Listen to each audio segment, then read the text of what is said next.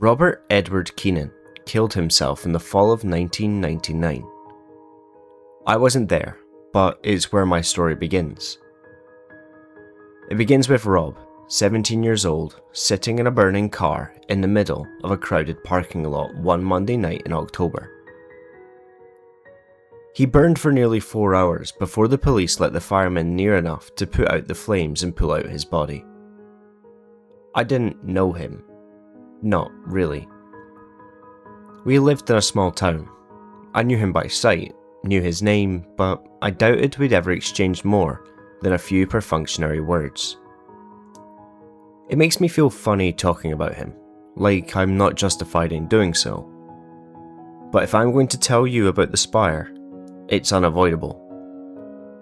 I have to tell you about Robert Edward Kennan and how his suicide notes he left behind tangled my life up with his.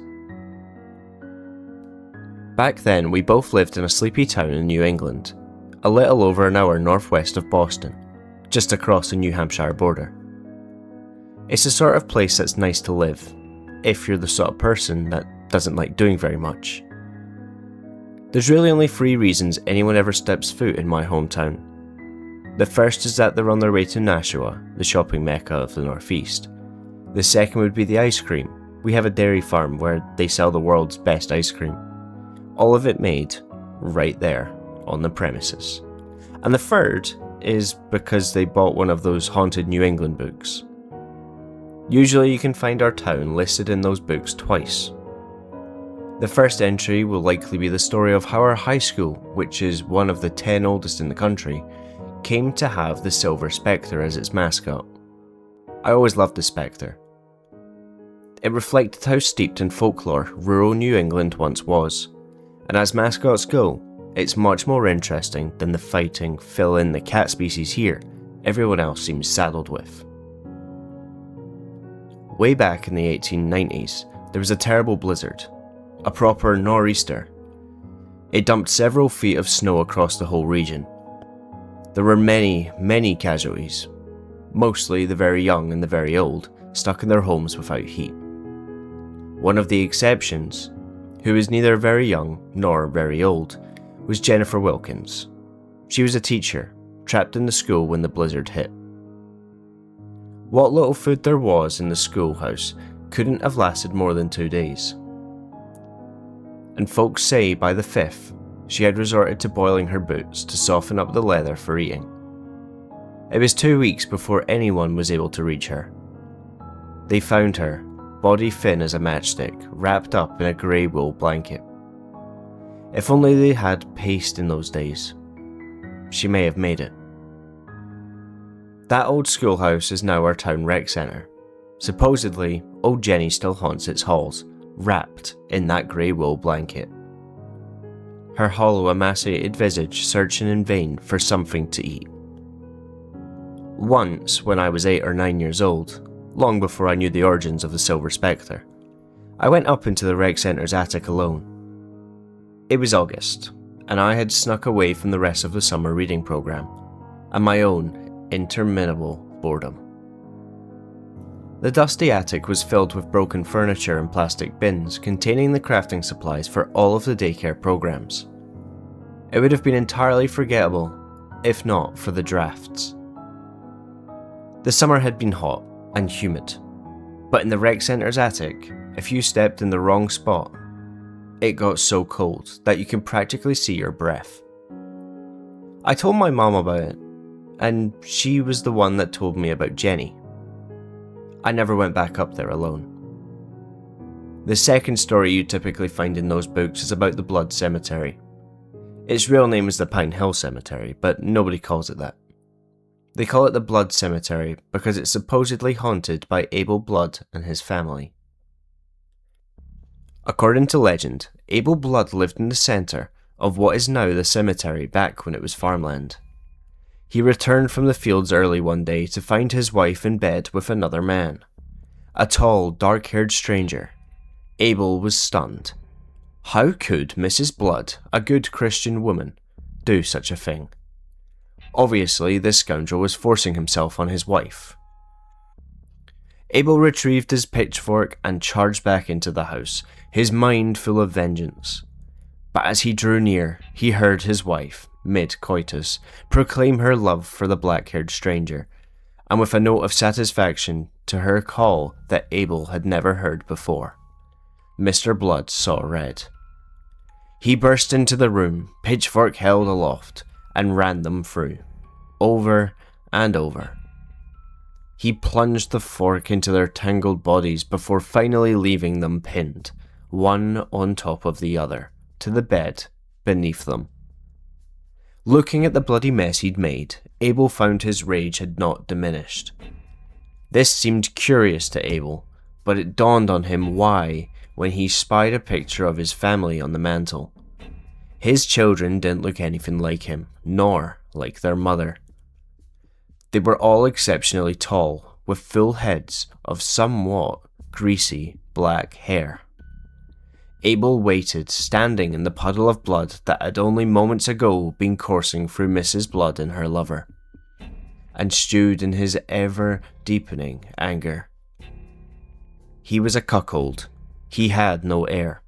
He'd been raising another man's children, a man who had been bedding Abel's wife for years. Abel waited and stewed for several hours until his 4 children arrived home from school. They say his sons and eldest daughter put up a noble fight, but they were children fighting a grown man whose muscles had been hardened by a lifetime of farm labour. Only Abel's youngest daughter, barely 5 years old, made it out of the house alive. She sprinted as fast as her little legs could carry her in a desperate attempt to reach her neighbours. But even with her head start, her little legs were no match for her father's powerful strides. Just as she scrambled over the stone wall separating their farm from the Hollises, Abel picked up one of the stones and smashed it down on her head. These days, if you go there, on the road that borders the cemetery, you'll see this curve full of skid marks. People say that they're caused by cars swerving to avoid an oddly dressed little girl who runs out into the street each night. Back home, we had a rite of passage. As soon as you or one of your friends were old enough to drive, you had to trespass into the Blood cemetery at night and make a rubbing of the Blood family's gravestones. I did it, and you should feel free to, but be prepared to be disappointed, because none of the Bloods died on the same date. A lot of ghost stories are like that. Doesn't mean they're not fun, but what you come to realise as you get older is that they're mostly a form of social control. Jennifer Wilkins really did die a horrible death, but the story of Abel Blood is nothing but a fantasy story with a rather dark, misogynistic message. Cheat on your husband, and he will kill you. I loved ghost stories growing up. Loved them. That's what gave me my not entirely unearned reputation as the spooky kid. I was the reason that about a month after he died, Rob Keenan's suicide note wound up in my lap. There, buried in the middle of apologies to his family and clear evidence of severe depression, was my first push towards the Spire in the woods. The only ghost story I truly believe.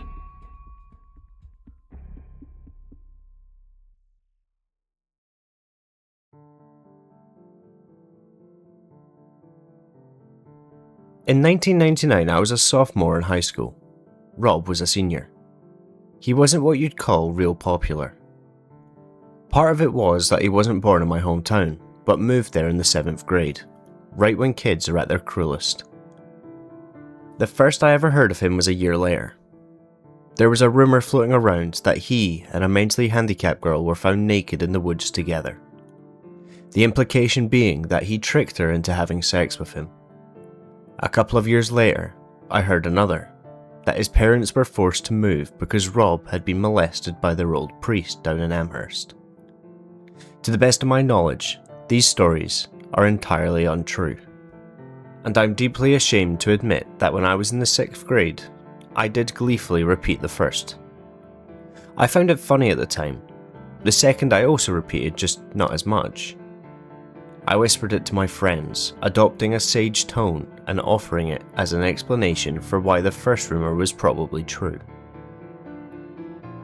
I felt so goddamn smart.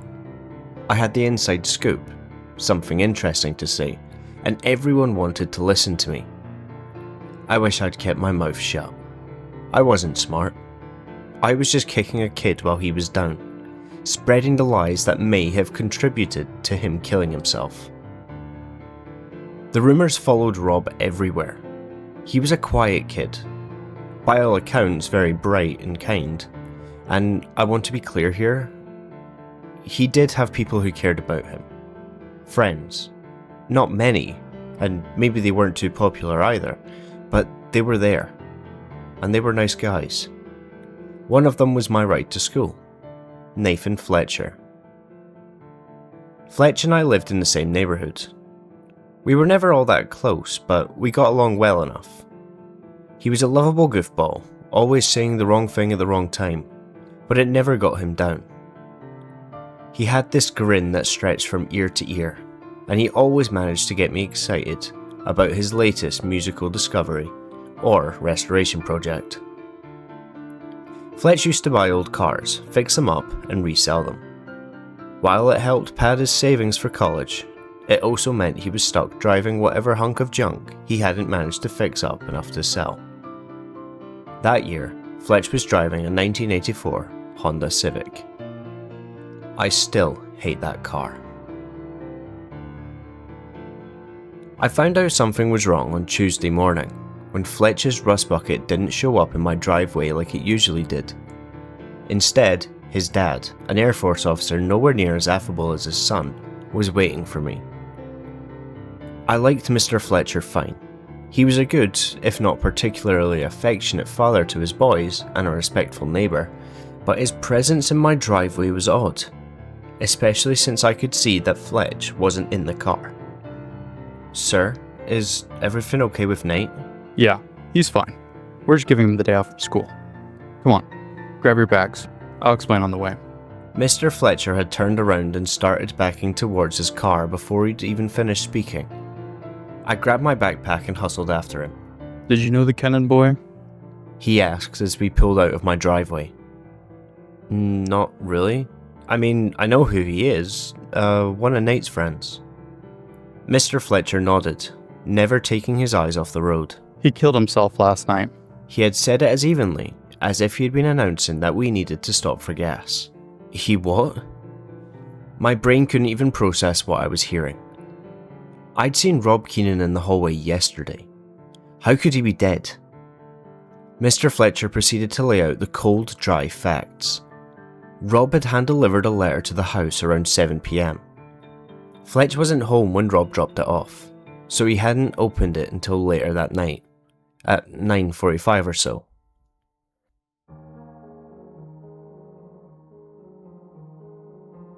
Upon reading the letter, Fletch went white as a ghost and tore out of his house without permission. He raced to, I'm going to admit this detail, just know it's the location that Rob killed himself. But when he arrived, the car was already burning. Apparently, the letter was a suicide note. Nathan's too upset for school. Something in the way he said it made it seem like Mr. Fletcher was implying there was something unmanly about his 17-year-old son being too upset to sit through pre-calculus after one of his best friends had killed himself. He should have called you. Mr. Fletcher continued. But he didn't think to, and it didn't occur to me until it was too late for you to catch the bus. Sorry about that. My initial shock gave way to resentment. No one could have made Rob Kennan's suicide pleasant news, but it was difficult to imagine anyone being more callous than Mr. Fletcher.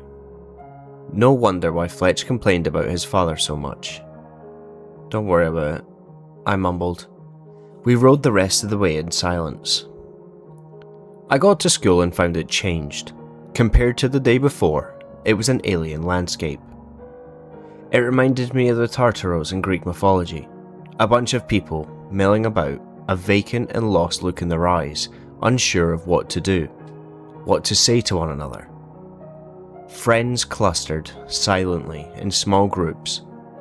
It was like Rob's funeral was being held in the hallway. Classes weren't cancelled, but nothing was done. Mainly the teachers made us aware of special counselling being offered for anyone closely affected and told us that we can come to them if ever needed to. Their nerves were also frayed. I recall specifically my study hall teacher, normally a very soft-spoken man, banging his head on the desk, swearing that it was completely fucking unnecessary. Adding on a moment later, no one needs to do that. No one. We, all of us, drifted through the day in a haze. You'd hug your friends and ask them how they were holding up, or how well they knew Rob. You'd hear about who was there that night, at the omitted location. It was a popular teen hangout. And you heard about the cops that could have saved him, but didn't. I mentioned earlier that Rob Kennan was left in his burning car for hours. This was not an exaggeration. It was 4 hours. Later reports said less time had passed, but Fletch was there screaming himself hoarse, screaming at the cops and firemen and anyone who would listen, that was his friend in there and he was dying. It was 4 hours. Being teenagers, we were quick to question the actions of the police, but I now believe that while their delay proved to be without merit, they made the best decision they could have with the information available to them. Rob hadn't lit himself on fire to be dramatic. He didn't intend for there to be a fire at all. Rob had wanted to shoot himself but couldn't acquire a gun, so he built one. Back then, in the 90s, in a pre-9/11 world, terrorism was not a part of the zeitgeist. It was bad, absolutely terrible, and we knew it. We'd had Timothy McVeigh in the field bombing of the Twin Towers, but we hadn't entered into the neo-McCarthyism that marked much of the early 2000s, where the mere whisper of the word could get you thrown off an airplane and placed on an FBI watch list. And there was a certain cache, a mystique that some of the equipment and ideas surrounding terrorism carried in the imaginations of adolescent boys. Which is probably why Rob Kennan, like virtually every other guy I knew growing up, had copies of the Anarchist Cookbook and the Terrorist Handbook saved to a 3.5 floppy disk that he had stashed in his room. When he failed to get a gun, he built one. I'm a little wary to Google it now, but if my memory serves me, the instructions for it were listed in one of those little text files as the home-brewed blast cannon. Rob's blast cannon consisted of little more than a lead pipe capped on one end and filled with gunpowder and bits of metal. It did the trick, but it also launched burning gunpowder all over the interior of his car. Some of the people at the scene thought they had seen someone else in the car with Rob, a girl, and relayed this information to Officer McLowe, who was the first emergency responder to arrive. Officer McLowe hadn't seen anyone else in the car. All he saw was a burning car, a crowd of teenagers who all reported having heard an explosion, and a lead pipe that had rolled out of Rob's unconscious hand and onto the passenger side of the floor. Terrorism may have not been a big part of the zeitgeist at the time, but school shootings were. The Columbine massacre had happened only 6 months prior, and Officer McLowe was looking at a fairly typical teen loner, reports of an explosion, and what very well could have been an undetonated pipe bomb still in the burning car. He made a tough call. It may have cost Rob Kennan his life, but then again, he might already have been dead. You have to ask yourself about what that officer did. Was it worth risking more lives to find out? I remember thinking that Officer McLowe, at that point only known to me as the cop who always gave kids a hard time for riding their bikes without a helmet, was a bastard. And maybe he was a bastard, but if he was, it wasn't because of this. He couldn't risk more lives. Besides, whether or not, if it was a suicide, if there had been a second person in the car, where the hell was she? Nobody who knew Robert Edward Kennan at all Even people like me who barely knew him believed for a second that he was out to kill a whole bunch of people. But there was something else that could have been going on. Rob had a crush on a girl that bordered on obsession. It had lasted years and only seemed to be getting worse. The girl in question, Alina, worked at an admitted location, and Rob would go out of his way to stand in her line or linger in the parking lot after hours, hoping to speak with her as she was heading home. Everyone immediately wondered if the mystery girl in the fire had been Alina. Did he pull her into his car to once more profess his love for her? And unable to handle another rejection, take his own life before her eyes? Or, God forbid, to try to take Alina with him? Alina's friends and co-workers shouted her name. Alina? Alina! Where are you? When she didn't respond, they fanned out to look for her. It was the manager, Mrs. Jaffrey, who found her, completely overwhelmed by Rob's suicide. Alina had retreated into one of the walk-in freezers. She was bawling her eyes out as Mrs. Jaffrey threw her coat over Alina's shoulders and led her to the manager's office. It's not your fault, the older woman whispered into Alina's ear, but it didn't do any good. No one else was unaccounted for, and no mystery woman was ever found. No second bomb ever exploded, and no accomplices ever turned up. I guess we all assumed that those eyewitnesses were mistaken, that the smoke and the flames had played a trick on their eyes. We were wrong. Fletch wasn't in school for the rest of that week, and I didn't see him around the neighbourhood either. I hate to admit it, but it was sort of a relief. I had no idea what I was going to say to him. What do you really say to someone whose friend had just killed themselves? In the weeks that followed, a new form of gossip slowly crept into the hallways of the school. The special counselling held in the cafeteria every morning before homeroom was supposed to be a safe space, where anyone could share their feelings without fear of judgment and be secure in the knowledge that it would go no further. So naturally, it was all anyone wanted to talk about.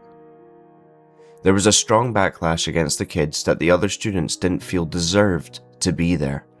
People who presented themselves as having been very close with Rob, but who in truth rarely spoke with him. Several of my close friends had been at the admitted location that night. They had watched Rob burn, seen him die, and although they weren't deeply affected, they weren't even entirely comfortable being there amongst his handful of close friends. And, of course, Alina. I felt terrible for Alina Amanev, sitting there in the cafeteria surrounded by Rob's grieving friends, listening to everyone tiptoe around blaming her. They never came out and said it, but they'd talk about how girls wouldn't give him the time of day, how someone had recently ripped out his heart. And when the counsellor spoke about how challenging it can be to cope with the insensitivity of other teens, many in the room cast sidelong glances in her direction, waiting for her reaction before adding in their own 2 cents. The year before Rob's death, Alina had suddenly found herself with a kind of unexplained popularity. She was born in Russia, but her parents had managed to immigrate to the United States when Alina was still an infant, which was, during the tail end of the Cold War, no easy feat. Kids used to tease her about her family being Soviet spies, but when she started to come into her own, the teasing turned into flirting. She never quite reached the ranks of our school's alpha females, but her je ne sais quoi was undeniable. Alina was pretty, sure, but not unobtainably so. She was smart, but not so much so that it would be intimidating. She had fair skin and wild hair. Her eyes would sparkle whenever she said something clever, and she had this smirk that spread like a wave from left to right across her lips. But most alluring of all, Alina had this attitude, this way of carrying herself. It was like she was sure wherever she was the place to be. It was infectious.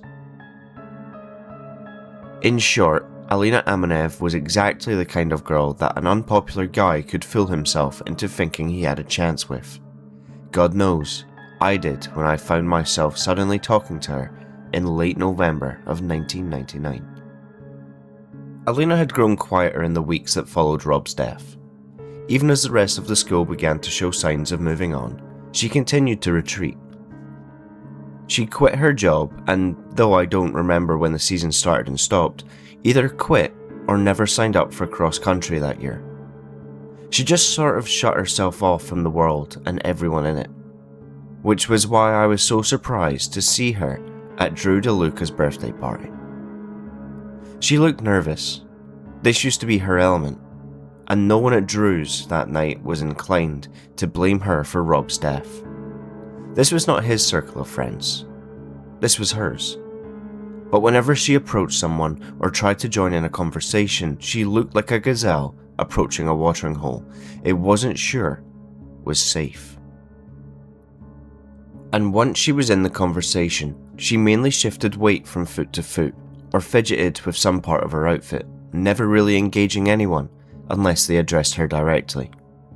I was telling a friend of mine about a recent trip I had taken to Greenfield with Scary Carrie. The only one I could ever drag along on my ghost hunting trips, but when I felt a gentle tug on the back of my shirt, I turned around half expecting to see Drew DeLuca's kid sister. But it was Alina. Can we talk? Oh, yeah, sure. Outside? She looked over my shoulder at my friend before adding, Alone? if it had been spring, I would have been thrilled by the prospect of Alina Amanev pulling me out of a party to talk alone. But it wasn't spring. It was New Hampshire in late November. We stood on the back deck, our jackets pulled tightly around us, our breath hanging in the air plain to see. She said she heard from Christy McDowell that I knew a lot about ghost stories. Christy was quite possibly my oldest friend in the world. And yes, it was true. I knew a lot about ghost stories. I was raised Catholic and blessed with kind, warm-hearted parents whom I was always eager to please. This meant that I took my Catholicism and my schoolwork very seriously, which eventually led to a struggle between my rational and spiritual beliefs. That was only exacerbated by my growing awareness of the sexual abuse scandal and the church's subsequent cover-up. I'd hated losing my faith. I wanted desperately to believe as I had as a child. So when most teenagers shut the book on ghost stories, relegating them to little more than childhood memories or an excuse to scare a girl you wanted to put your arm around, I doubled down. I thought if I could find something, some shred of evidence in support of the supernatural that would keep the door to the spiritual world open for me, even only for a time. Of course I didn't share all of that with Alina. Instead, I tried to act casual. Casual, bordering on slightly disinterested. Yeah, well, kinda. I think she could see through me. Why? Alina began fishing around inside her jacket. You have to swear to me that you'll never tell anyone I showed you this. I swore. Alina pulled her hand out of her coat. Her dainty fingers clutched an envelope like it was a particularly delicate piece of glass.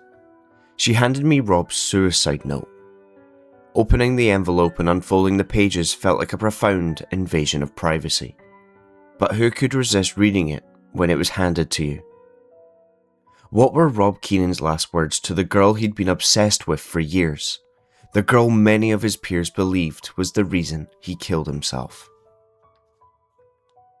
13 years have passed, leaving me with little more than an impression of what the note said, but even if I remembered it exactly, I think this would still be where I'd draw the line. What I will say is that it was very earnest. Rob had been depressed for a long time. He felt horrible about leaving his family and friends to deal with the aftermath of his suicide, but also felt so isolated in a very profound way. And more than anything, just wanted it to stop. I also don't mind sharing that he was very effusive in his praises for Alina, but I got the distinct impression he didn't know her as well as he thought he did. He wrote about her in these florid terms full of superlatives. Twice he said he didn't think he could live without her, but ultimately, nothing he said was very specific. Everyone thinks the first love of their life is the most special, most attractive person in the world, and that no one could ever appreciate them as deeply as they do. I felt for him. I really did, but reading it, I didn't feel as though I'd gotten to know him any better. Not really. As I finished reading, I looked up and met Alina's gaze. She was looking at me expectantly, but I wasn't making the connection. What does this have to do with ghost stories? I asked. Alina pointed to the bottom of one of the paragraphs, expounding on why Rob wanted to take his own life. It read, "And every hour I see her face, as she runs the endless race." Her face. I had assumed he was talking about Alina and her years of running track and cross country, but if that was the case, why would he write her and not your in a letter that was to Alina? A shiver ran up my spine. It wasn't the cold. It was more like someone had walked over my grave. "The endless race," I said. Yes. For a split second, Alina was her former self again. God, I was starting to think I'd imagined it. Tell me you remember where it's from. I mumbled the line. "And every hour I see her face, as she runs the endless race."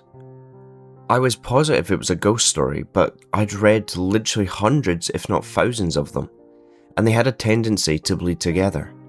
Nope. Shit.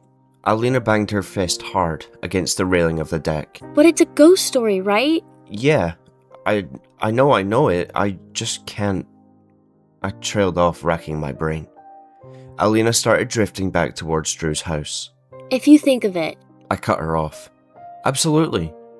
So much for being slightly disinterested. As she reached the door, she turned and looked at me again. She stared at me for a long time, longer than any pause in a conversation should be. I think he mentioned it in the one he wrote to Nate Fletcher too. I stared back at Alina. Fletch's letter. Yeah. Could you find out? That was a line I didn't think I could cross. Yeah,